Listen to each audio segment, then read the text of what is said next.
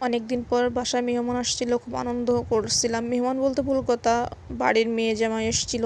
তো আজকে অনেক কিছু রান্না বান্না করলাম, তাই আপনাদের সঙ্গে একটু শেয়ার করতেছিলাম। গরু মাংস রান্না করছিলাম, মাছ ভুনা করছিলাম, ছোটো মাছ চচ্চড়ি করছিলাম, তারপরে লাল শাক ভাজি করলাম।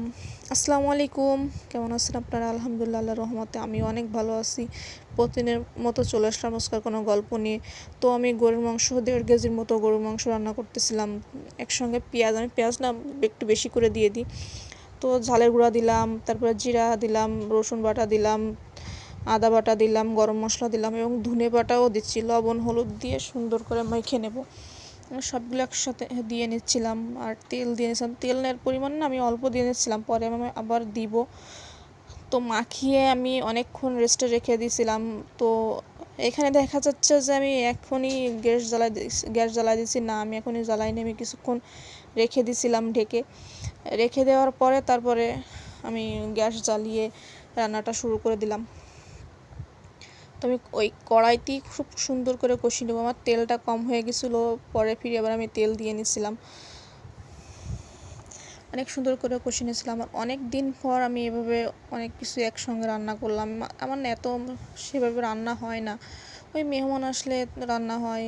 আজকে অনেক কিছুই রান্না করছিলাম একসাথে। সুন্দর করে গোশটা কষিয়ে নিয়েছিলাম, তারপর আলুটা দিয়ে দিলাম। আর গোশটা না আমি অনেকক্ষণ ধরে কষাচ্ছিলাম, প্রায় আধা ঘন্টা ধরে আমি গোশটা কষাচ্ছিলাম। আমি সুন্দর করে কষিয়ে রান্না করতেছিলাম। তারপর অনেকগুলো রসুন দিয়ে দিলাম। রসুন আমার ফ্যামিলির সবাই খুব খেতে পছন্দ করে, তো আরও করে দেওয়া উচিত ছিল, কিন্তু তো আমার পরে দিব তা মনে ছিল না। পরে পানি গরম করলাম, পানি গরম করে প্রেশার কুকারে দিলাম। আমি একদম যতটুকু আমি গোশে রাখবো ততটুকু মেপে পানি দিয়ে তারপরে 4টা শীষ দিয়ে নিয়েছিলাম। 4টা শীষ দিয়ে আমি নামিয়ে নিয়েছিলাম।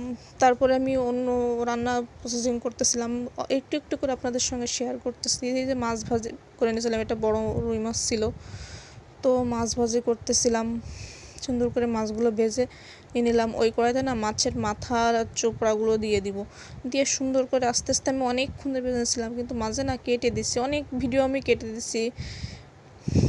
আর অনেক আজকে কষ্ট হয়ে গেছিলো, অনেক রান্না করছিলাম, তো সেভাবে না আমি ভিডিওটা করতে পারিনি। আমি শুধু ফোনে স্ট্যান্ডটার করে ফোনটা রেখেই দিয়ে দিছিলাম।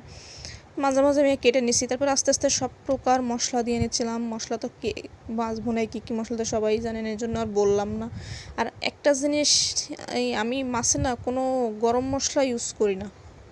এটা আমার শাশুড়ি কখনো করতো না এবং আমিও করি না কখনো।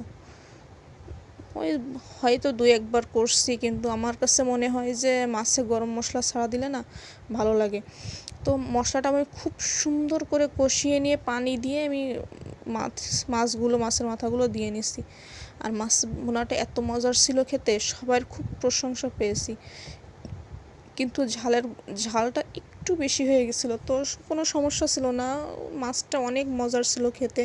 এই যে এখানে না আমি ভিডিও বন্ধ করতে ভুলে গেছিলাম, তাই তো অনেকক্ষণ ভিডিও হয়েছে আর কাটতে না এর শরীরটাও একদমই ভালো লাগতেছিল না, এই জন্য ভিডিওটা আর কাটে না। আমি অনেক ভিডিও কেটে দিছি, কারণ আমি পুরো ভিডিও অন করে রেখে দিয়ে আমি রান্না করতেছিলাম। আমি কিন্তু আলাদাভাবে ভিডিও কাটিং কিছু করতেছিলাম না, কারণ অনেক ব্যস্ত ছিলাম। ভিডিও অন করা অফ করা এগুলো হচ্ছিল না। তো এই যে রান্নার ফাইনাল লুক, তারপরে শাক ভাজি শুরু করে দিলাম।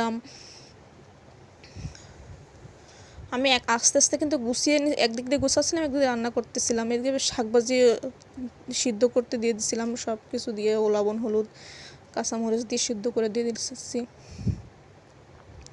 আর বাকিটা দেখানো হয়নি। শাক ভাজির জন্য পেঁয়াজ রসুন দিয়ে নিচ্ছি। আমি চিংড়ি মাছ ফ্রিজের থেকে বের করতে ভুলে গেছিলাম, এই জন্য চিংড়ি মাছটা আমি দিতে পারি নাই। তো এখানেই এটুক শেষ, আমি পারি না এর বাকিগুলো ভিডিও করতে। তারপর ছোটো মাছ গোছানো আমি দেখাতে পারিনি, কারণ আমার ভিডিও অলরেডি চলতেছিল, আমি আলাদা করে অত ফোনটা ধরা হয় নাই, এতটা ব্যস্ত ছিলাম। মাঝে আমি যে ধনে পাতাগুলো দিয়ে দিলাম। আমার টমেটো ঘরে ছিল না, এই জন্য টমেটো দেয় নাই। এটা ছিল আমার আজকের শুক্রবারের আয়োজন ছিল। আমার ভিডিও কার কেমন লাগে অবশ্যই আমাকে কমেন্টস করে জানাবেন। আল্লাহ হাফেজ। আজ অনেক বড় ভিডিও দিলাম।